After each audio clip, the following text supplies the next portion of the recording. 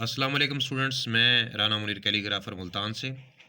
आपके जो है प्रैक्टिस वर्क मुझे रिसीव हो रहा है, तो उसके अंदर थोड़ी-सी मिस्टेक्स हैं। देखें, सीन और स्वाद को लिखने में नोक के साथ सीन और ये फुल कत के साथ दूसरा हिस्सा, लाइन तक सीधा लेकर आते हैं।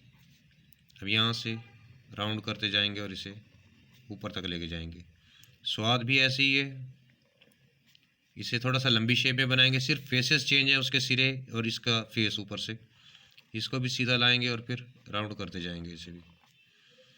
ये देखें, इसमें थोड़ी-सी जो एहतियात आप लोग नहीं कर रहे वो है सीन और स्वाद लिखते वक़्त। सीन आप लोगों ने सही लिख लिया, लेकिन ऊपर सिरा निकाल दिया, ये वाला सिरा।